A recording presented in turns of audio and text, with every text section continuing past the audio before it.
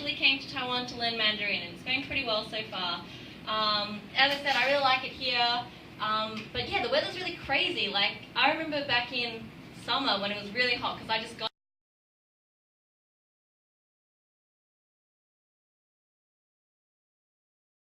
trips in Taiwan. I'm really excited, so like I run downstairs, open the door, and the smell hits me. It's like disgusting. It's like chow tofu times like 100,000, right? I'm like, what is this smell, you know? And I don't know what they put in their ice cream here in Taiwan, but from that day forward, I have never wanted ice cream in Taiwan again. So, I really like being in Taiwan. It's actually the first time that I've lived out of home. I've never lived out of home before, because in Australia... No, I can't. Okay, it's recording. Okay, anyway, so as I said, my mum, right? So my mum's kind of strict, and I can never go out after 9 o'clock at night, right? I can just never go out. If I wasn't out of the house by 8:30, I'm not going out, right? But now I'm living my own self, so it's like totally crazy. Like sometimes I just go out at like 10 o'clock and go to Family Mart and buy snacks, and then come back to my apartment. It's like, I'm just going crazy here. Totally wild, right? And my mom's really cool. Like, she came to visit me in November, and that was cool, but I forgot how naggy she was. Like, you know what moms are like? Like, she comes over, and she sees my room, and it's like, oh, it's like really messy. She's like trying to tell me to clean my room, and trying to tell me to clean my desk or whatever. And the weird thing is, she's a boss, right? She speaks like 5 languages. So, like, she pretty much tells me to clean my room every country that I go to. Cool. Yeah, but it's cool because now I'm learning Mandarin, so I can finally understand like all the things that she says about me to my relatives. So whenever I learn new words in class, I'm like, holy shit, that's what she's been saying. So, for example, she always used to say this thing, 这个孩子很糟糕. And I was like, I never knew what she was saying, right? But now like I totally understand what she's saying, and she's just calling me some sort of incredible cake or something. So that's cool. And I'm really liking it here because like I can feel my Mandarin getting better like every day, you know? Like before I came to Taiwan, I couldn't even order 1 bowl of euro mian, right? Like I didn't even know how to say like, can I please have 1 euro mian? But now I've been here for like 5 months, and my Chinese is like so good that I can order up to 10 bowls of euro mian if I really want to. Yay! Yay! Thank you. So what else was I going to talk about tonight? Oh, that's right. I really wanted to make a joke about how long the escalator is at Zhongsha Station, because I have to change the ground line a lot from that station, and every time I am running to catch my train, I always forget, and I always like start running up the escalator. I'm like, oh crap, this is like the really long escalator, but I can't stop midway because like, you know, when you're on the left, you got to keep moving up, right? So I'm not gonna like run up this whole thing. Oh god, it's so far. Anyway, so I really wanted to make a joke about that. Every time I go on this escalator, I'm thinking, damn, I really need to make a joke about how long this escalator is. Like 5 hours later, I get to the top, and I still can't think of anything. Hey.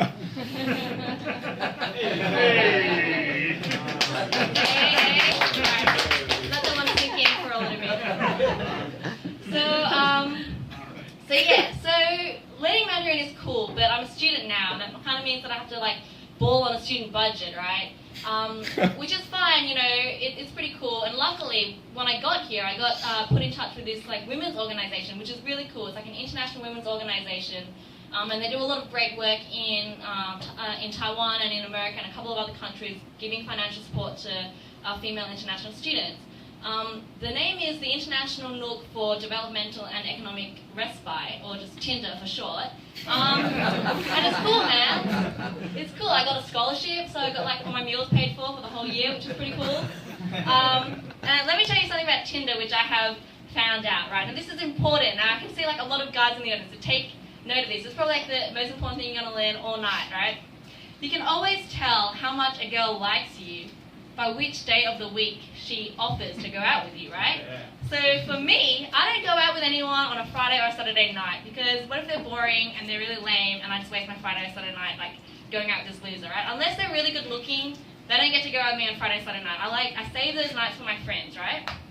So if you ask a girl out and she says, oh yeah, like what about Friday or Saturday, then good on you guys, like you got it, right? You got it, you got that shit, go for it, right? Okay, if she says Thursday, that's okay. She's kind of like, you know, sussing you out, like maybe you get an extra date on like a Saturday, who knows, right? If you ask a girl out and she says, oh well, you know, I've got Monday lunchtime free, then you know, like, you just gotta get out of there, make some sort of excuse, like I gotta feed my hair or like wash my cat or something, I don't know. She doesn't even like you, so like just don't bother going out with her. So with Tinder, what was I going to say? yeah, I kind of feel bad for the people that try to meet up with me on Tinder because I'm kind of busy, and as I said, like I don't go out Friday, Saturday night. I don't go out on Sundays because I like watching America's Next Top Model at home. And then I've got like language exchange, and then I've got the gym, so I'm kind of busy. So I've pretty much only got one day of the week when I can go out with people. And I'm not saying like a lot of people ask me out, but like if 5 people ask me out, like for the 5th guy, I gotta be like, well, I've got space in like 5 weeks time. And then I'm like, dude, I don't want to go with you that much, you know. But I heard like Taiwanese people like lining up for things, so I guess it's okay.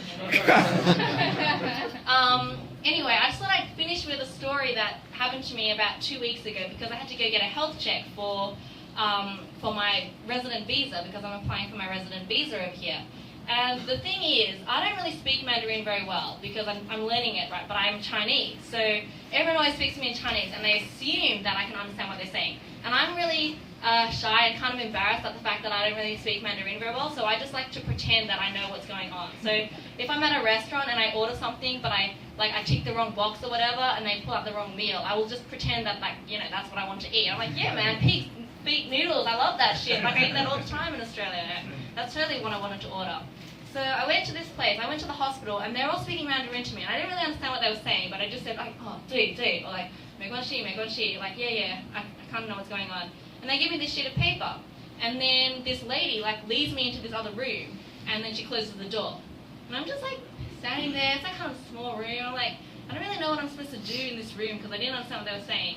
And then I thought, maybe it's a change room and I have to like take my clothes off because they want to do the medical examination.